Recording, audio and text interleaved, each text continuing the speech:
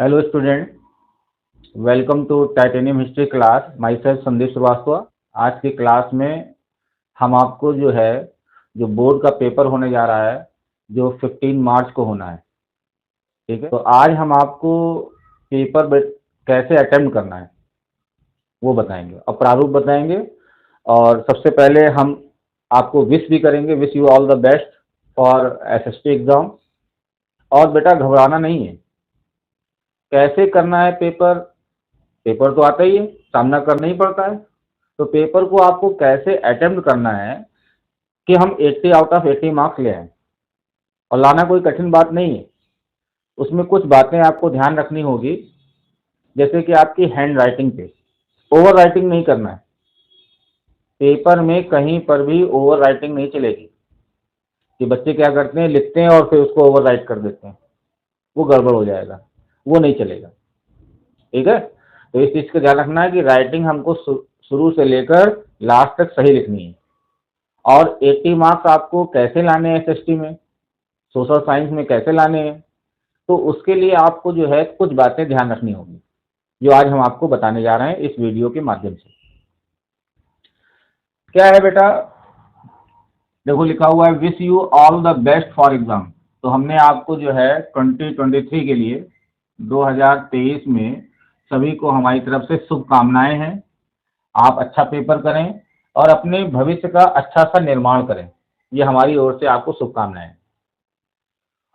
देखिए, आपका जो एसएसटी का सोशल साइंस का जो पेपर है,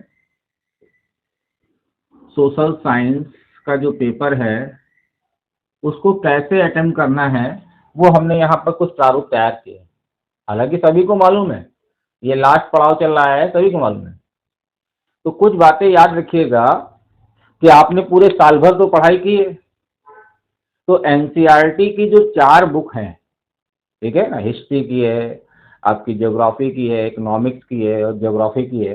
तो इन चारों बुकों को अच्छी तरीके से जो आपके सिलेबस में आ रहा है, इस चीज का ध्यान रखिएगा, जो सिलेबस में आ रहा है, क्योंकि कुछ पार्ट हटा भी दिया गया है। तो जो चैप्टर आपके आ रहे हैं उसको अच्छी तरीके से आपको स्टडी करनी है। एनसीईआरटी बुक इतनी अच्छी मानी जाती है कि आप आगे अगर आप पीसीएस बनना चाहते हैं या आईएएस करना चाहते हैं, एडमिनिस्ट्रेटिव सर्विस में जाना चाहते हैं, तो ये नॉलेज आपके लिए बेनिफिशियल होगा, ठीक है। तो एनसीईआरटी के बुक को बड़ी गंभीरता से, अच्छी तरीके से, और जहां शांति हो, शांत माहौल में पढ़िए। हलचल में नहीं, बातें भी हो रही हैं वहां पढ़ रहे हैं, ऐसा नहीं। बिल्कुल शांत होके कि मेरे को कुछ नॉलेज एडॉप्ट करना है, कुछ सीखने के लिए पढ़िए।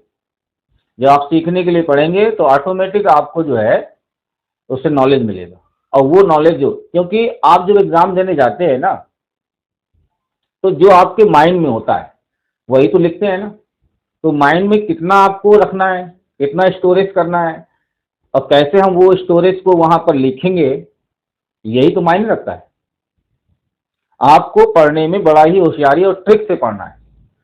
आप सोचें कि कोई बच्चा सोचता है वो लॉन्ग क्वेश्चन जितने हैं सारे याद कर लें, तो पॉसिबल नहीं है। It is not possible to learn all the question, लेकिन समझ लेंगे और समझ के आप लिखेंगे तो आप कामयाब हो जाएंगे, ठीक है। तो सबसे बड़ी बात है कि लॉन्ग और शॉर्ट सब बच्चे सोचते हैं याद कर ले, नहीं। हम तो यही कहते हैं कि एनसीईआरटी बुक को समझें और लॉन्ग खुद बनाएं।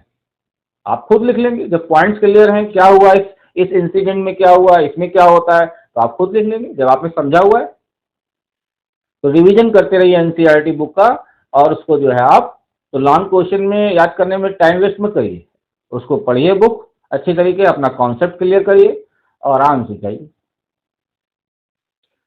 जैसे आपका section A, B, C, D और ई और एफ में, ये आपका क्वेश्चन पेपर बोर्ड में मिलेगा 2023 में। जहाँ पर भी आप सेंटर में जाएंगे, आपका सेंटर गए हुए होंगे, तो उस सेंटर में जब जाएंगे तो आपको ये पेपर मिलेगा। और सोशल साइंस का कोड भी होता है 087 होता है, ये सोशल साइंस का कोड होता है। और जो पेपर का कोड होगा वो वहीं मिलेगा, पेपर में जो आएगा उसको भी लिखना होता है। रोल नंबर आपके होंगे, वो लिखेंगे आप। पेपर को कहा जाता है कि आप सीरियल ऑर्डर में अगर करें तो ये बेहतर होता है।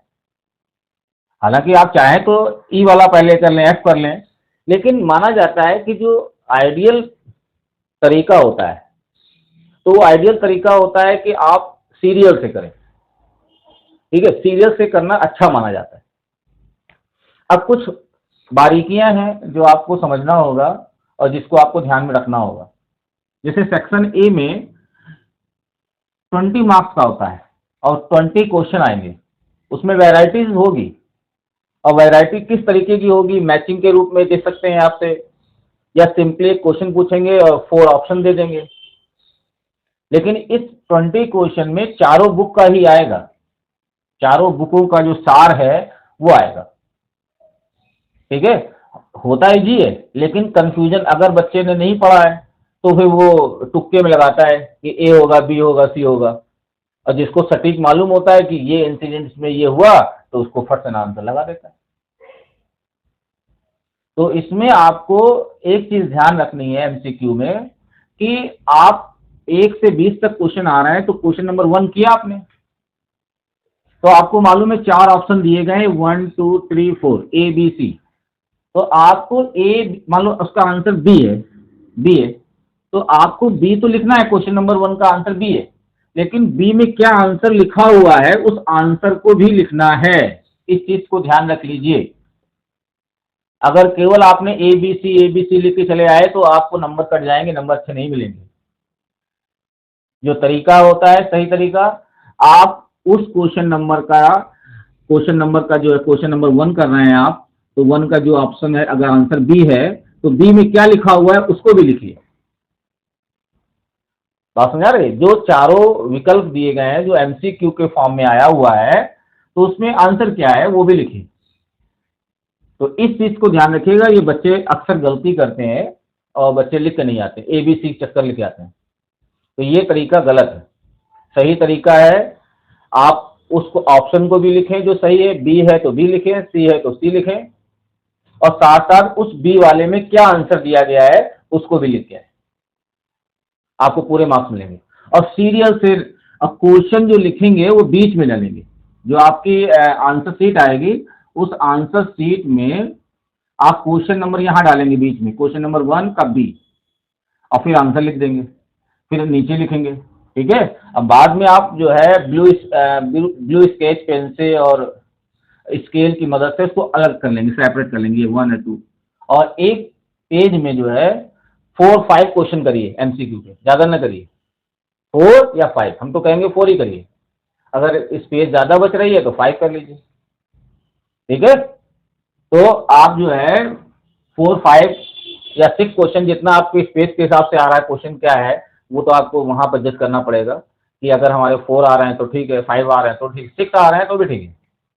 तो एक पेज में साफ साफ आंसर्स को अलग अलग करके लिखेगा, अगर अच्छे नंबर लाने हैं तो इस चीज का ध्यान रखिएगा। तो 1 से 20 क्वेश्चन जो है चारों बुकों से आएंगे, कॉन्सेप्ट क्लियर होना चाहिए, आपके 20 नंबर पूरे आ जाएंगे। ठीक है, हमने बच्चों को पूरा जानकारी दी है, क्लास में एनसीईआरटी की बुक पढ़ाई है और खूब अच्छी तरीके से पढ़ाया है ताकि कॉन्सेप्ट क्लियर हो जाए। जो भी डाउट्स हैं, डाउट क्लासेस भी क्लियर करी हैं, डाउट पूछे गए हैं वो भी बताएं। तो आप लोग जो है अच्छी तरीके से एमसीक्यू करिए, 20 में 20 आएंगे, घबराना नहीं है, बहुत सोच समझ के अच्छी तरीके से पढ़ के करना है। इसके बाद सेक्शन बी में आते हैं। सेक्शन बी में बेटा क्या है, 21 से 24 नंबर तक क्वेश्चन आएंगे, 4 क्वेश्चन आएंगे, और ये 2 मार्क्स के होते हैं। कितने मार्क्स के होते हैं? 2 मार्क्स वाले क्वेश्चन होते हैं। 2 4 जा 8, देखो 8 मार्क्स लिखा हुआ है, ये 20 मार्क्स का था, ये 8 मार्क्स का है। और 2 मार्क्स वाले में लिखा होता है, आप बोर्ड का पेपर देखेंगे वहां लिखा होता है 40 वर्ड लिखने हैं। बच्चे ये नहीं देखते हैं कितना लिखना है, हो सकता है 2 मार्क्स वाले में लॉन्ग क्वेश्चन लिखे चले आ रहे हैं। अरे नहीं भाई, हमारा सीबीएसई बोर्ड भी ये कहता है कि जितने मार्क्स का है उतनी ही लिखिए आंसर, स्पेसिफिक आंसर लिखिए। अब अगर आपका 2 मार्क्स का है तो 40 वर्ड इनफ है, आपको केवल 2 पॉइंट्स लिख देने, 2 मार्क्स में 2 पॉइंट्स, और पॉइंट वाइज लिखेंगे तो ज्यादा अच्छा रहता है। उस क्वेश्चन से के आंसर, उस क्वेश्चन जो पूछा गया है उसके रिलेशन में जो आपको आंसर स्पेसिफिक देना है वो पॉइंट वाइज दीजिए, या आप उसको 40 वर्ड्स में लिखिए, not more than 40 words, 40 word से ज़्यादा नहीं जाना है, तो आपको 2 मार्क्स मिल जाएंगे।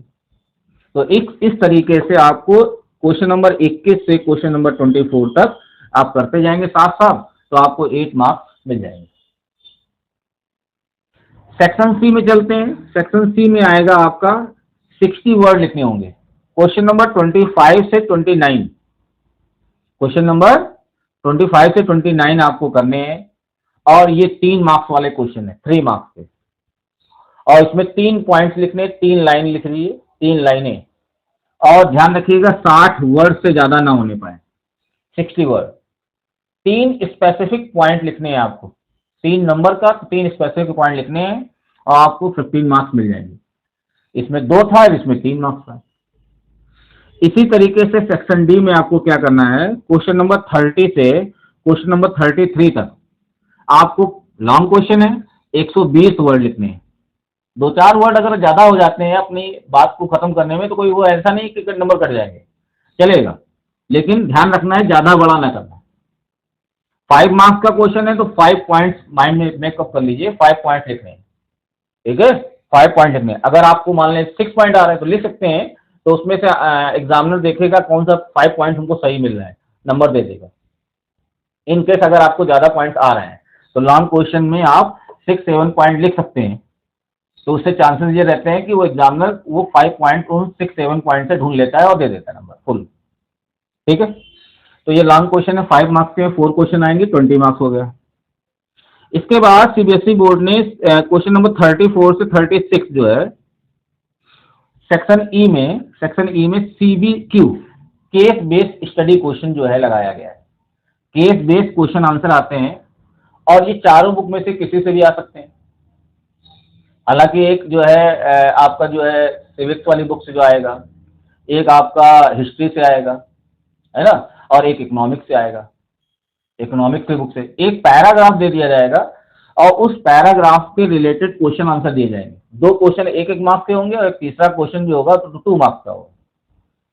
तो जो पहले 1-1 मार्क्स के क्वेश्चन है उसमें 1-1 लाइन में आंसर लिख दीजिए छाट के, उसी पैराग्राफ को पढ़ के, और जो 2 मार्क्स वाले हैं उसमें 2 पॉइंट्स लिखिएगा, साफ साफ 2 पॉइंट्स क्लियर। और ध्यान रखिएगा केस बेस्ड स्टडी क्वेश्चन करते समय बच्चे क्या करते हैं, पुरानी आदत होती है उससे आंसर तलाशते हैं। हो सकता है उस केस बेस्ड स्टडी में क्वेश्चन में आंसर हो, या हो सकता है उससे रिलेटेड कोई आंसर ना भी हो, मतलब उससे रिलेटेड कहीं हो, तो आपको उसको पढ़ के समझ के करना है। समझ में आ रही है? तो ये जरूरी नहीं कि उसमें वो सारे आंसर उसी में दिए गए हों, वो आपको हिंट्स दी जाती है ताकि आपने पढ़ा है तो इसका स्पेसिफिक आंसर इस पैराग्राफ को पढ़कर आपको मालूम होगा, तो आप लिख लेंगे। और ये कोई जरूरी नहीं कि वो आंसर उसमें ही दिया हो, दिया भी जा सकता है और नहीं भी दिया जा सकता है, ठीक है। तो ये आपको जो है 4 मार्क्स के एक होते हैं केस बेस्ड, 3 आएंगे तो 12 नंबर का हो गया, इसको कर लीजिएगा। लास्ट में आता है क्वेश्चन नंबर 37 सेक्शन एफ में। इसमें ध्यान रखिएगा ये मैथ पर आधारित क्वेश्चन होता है, मैथ बेस्ड क्वेश्चन होता है, और क्वेश्चन 37 2 पार्ट में डिवाइड होता है, 37A 37B। 37A में हिस्ट्री से क्वेश्चन आते हैं 2, 37B में ज्योग्राफी से 3 क्वेश्चन आते हैं। तो 2-3 कितने हो गए, 5 नंबर लाने हैं, तो 2 इससे करने हैं और 3 इससे करने हैं। बात समझ आ रही है? तो हिस्ट्री से क्वेश्चन आसान होता है, हमने आपको सब कराया हुआ है, आपने पढ़ा होगा सब में। तो हिस्ट्री में जो क्वेश्चन होते हैं ज्यादातर एक क्वेश्चन तो गांधी जी से रिलेटेड ही आता है, ठीक है, कहाँ पर सेशन किया, कहाँ पर क्या किया, ठीक है, कहाँ पर दांडी मार्च किया, ये सारे सिविल डिसोबीडियंस मूवमेंट कहाँ किया, नॉन कोऑपरेशन मूवमेंट कहाँ हुआ, ये सारी चीजें सेशन वगैरह जो आते हैं ये आते हैं। और ज्योग्राफी में आपको लोकेशन करने को आएगा, लोकेट आयरन ओर माइंस कहाँ है, ठीक है, कौन सी ये डैम कहाँ है, यही सब चीजें आते हैं। तो ये आपको जो है मैप में ही दिखाना है। आपको क्वेश्चन पेपर में मैप दिया होता है पीछे, उसी को टीयर अप करके उसमें पेंसिल की मदद से, पेंसिल और with the help of scale, scale की मदद से हमने आपको बताया है स्ट्रेट लाइन खींचेंगे, हाथ से नहीं करेंगे, पेन से नहीं करेंगे। आप उस स्पेसिफिक स्टेट में जाएंगे, वहां पर डॉट लगाएंगे, डॉट लगा के सीधे बाहर आएंगे और आप उसका नाम लिख देंगे क्या चीज है, और सारे 5 नंबर उसी में मैप में करने हैं, आपको आंसर शीट में नहीं करने, मैप में ही पेंसिल से सब 5 भरने हैं। नाम स्पेसिफिक लिखना होना चाहिए, वो जगह को लोकेट होना चाहिए और आपको 5 आउट ऑफ 5 मिल जाएंगे, गारंटी है हमारी, अगर आप सही लोकेट करेंगे। पॉलिटिकल मैप आ रहा है, पॉलिटिकल मैप मिलेगा, स्टेट वाइज मिलेगा, तो आपको ज़्यादा ढूंढने में परेशानी भी नहीं होगी। आप बस क्वेश्चन का आंसर जानिए, उसको लोकेट कर दीजिए। बात समझ आ रही है? तो इस तरीके से ये आप जोड़ेंगे इन सभी को तो 80 मार्क्स आ जाएगा। तो ये 80 मार्क्स लाना हाई स्कूल में, सीबीएसई बोर्ड में 10th क्लास में लाना कोई कठिन बात नहीं है, आप आसानी से ला सकते हैं। आप, मेरी एडवाइस यही है आप लोगों को कि सीरियल से करिए और स्पीड से करिए थोड़ा सा, और बाद में उसको एक बार चेक कर लीजिए पेपर करने के बाद।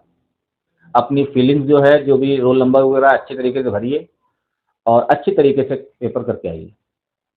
लास्ट में हम यही कहना चाहेंगे, हमारी टाइटेनियम हिस्ट्री क्लास की ऑनलाइन क्लास में जो बच्चे जुड़े हुए हैं उन सभी को, और जो भी देख रहे हैं उनको हमारी ओर से जो है हाई स्कूल की सोशल साइंस पेपर के लिए शुभकामनाएं देना चाहेंगे। अच्छी मेहनत से करिए, अच्छा रेस्पॉन्स दीजिए।